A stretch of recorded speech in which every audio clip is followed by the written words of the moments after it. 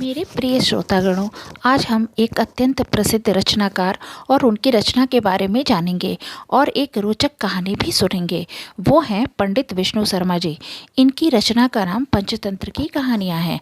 पंचतंत्र की कहानियाँ 2000 साल पहले पंडित विष्णु शर्मा जी द्वारा लिखी गई किताब एक ऐसे ग्रंथ के समान है जिसकी हर कहानी अत्यंत रोचक व शिक्षाप्रद है। ये कहानियाँ एक अलग ही अंदाज में बच्चों तथा किशोरों को प्रेरणा देती हैं। ऐसा माना जाता है कि दक्षिण भारत में एक कुशल प्रशासक व उदार राजा थे। उनके पुत्र अत्यंत आलसी थे।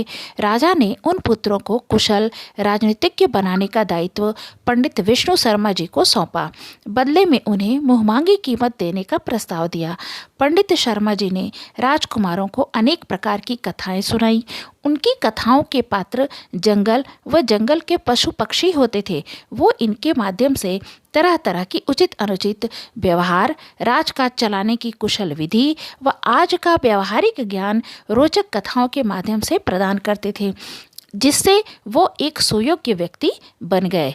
राजकुमारों की शिक्षा समाप्त होने के बाद पंडित विष्णु शर्मा जी ने इन कहानियों को पंचतंत्र की कहानियों के नाम से संकलित किया। ये कहानियाँ बच्चों के चारित्रिक विकास के उत्थान के साथ साथ बड़ों को भी अपनी उलझनों को सुलझाने में प्रेरणा का कार्य करती हैं। ये कहानियाँ आज भी अत्यंत महत्वपूर्ण हैं। तो आइए इसी क्रम में आगे बढ़ते हुए एक कहानी सुनते हैं। इस कहानी का शीर्षक है जादुई पतीला। सालों पहले पीतल नगर में किशन नाम का एक किसान रहता था। वह गांव के एक जमींदार के खेत पर काम करके किसी तरह अपना घर चला रहा था। पहले किशन के भी खेत थे, लेकिन उसके पिता के बीमार होने के कारण उसे अपने सारे खेत बेचने पड़े। मजदूरी में मिलने वाले पैसों से पिता का इलाज कराना और घर का खर्च चलाना मुश्किल हो रहा था। वो हर दिन सोचता कि कैसे घर की स्थिति को बेहतर किया जाए। आज भी इसी सोच के साथ किशन सुबह सुबह जमींदार के खेत पर काम करने के लिए निकला। खुदाई करते समय उसकी कुदाल किसी धातु से टकराई और तेज आवाज हुई। किशन के मन में हुआ कि आखिर ऐसा क्या है यहाँ। उसने तुरंत उस हिस्से को खोदा तो वहां से एक बड़ा सा पतीला निकला। पतीला देखकर किशन दुखी हो गया। किशन के मन में हुआ कि ये जेवरात होते तो मेरे घर की हालत थोड़ी सुधर जाती। फिर किशन ने सोचा कि चलो अब खाना ही खा लेता हूँ।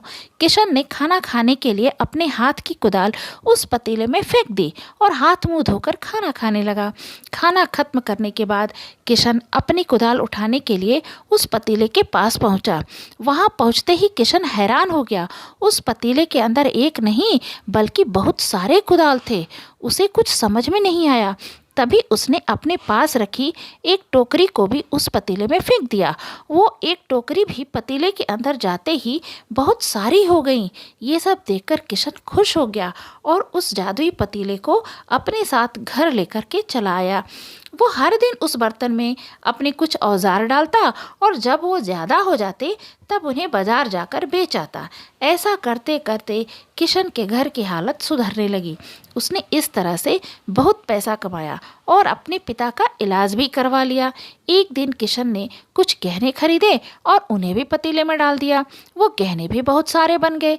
इस तरह धीरे धीरे किशन अमीर होने लगा और उसने जमींदार के यहाँ मजदूरी करना भी छोड़ दिया। किशन को अमीर होते देख जमींदार मोहन को किशन पर शक हुआ। वो सीधे किशन के घर पहुंचा।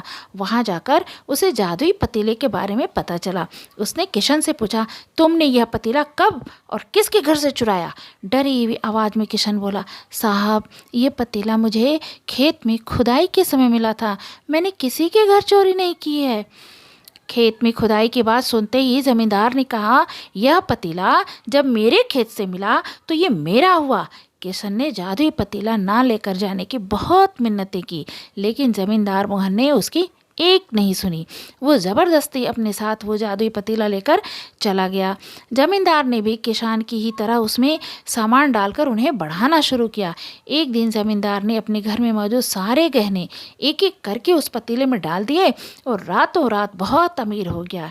एकदम से जमींदार के अमीर होने की खबर पीतल नगर के राजा तक पहुंच गई। पता लगाने पर राजा को भी जादुई पतीले की जानकारी मिली। फिर क्या था, राजा ने तुरंत अपने लोगों को भेजकर जमींदार के यहाँ से वो पतीला राजमहल मंगवा लिया। राजमहल में उस जादुई पतीले के पहुँचते ही राजा ने अपने आसपास मौजूद सामान को उसमें डालना शुरू कर दिया। सामान को बढ़ता देखकर राजा दंग रह गया। होते होते आखिर में राजा खुद उस पतीले के अंदर चला गया। देखते ही देखते उस पतीले से बहुत सारे राजा निकल आए। पतीले से निकला हर राजा बोलता, मैं पीतल नगर का असली राजा हूँ, तुम्हें तो इस जादुई पतीले ने बनाया है। ऐसा होते होते सारे राजा आपस में लड़ने लगे और लड़कर मर गए। लड़ाई के दौरान वो जादुई पतीला भी टूट गया। जादुई पतीले के कारण राजमहल में हुई इस भयानक लड़ाई के बारे में नगर में सबको पता चल गया। इस बात की जानकारी मिलते ही मजदूर किशन और जमींदार मोहन ने सोचा, अच्छा हुआ कि हमने उस जादुई पतीले का इस्तेमाल सही से किया। उस राजा ने अपनी मूर्खता के कारण अपनी जान ही खो दी। देखा, इस कहानी से हमें क्या सीख मिलती है? तो इस कहानी से हमें दो सीख मिलती है। पहली कि मूर्खता का अंत बुरा ही होता है, और दूसरी यह है कि हर सामान का प्रयोग संभल कर करना चाहिए, क्योंकि ऐसा न करना अत्यंत हानिकारक हो सकता है।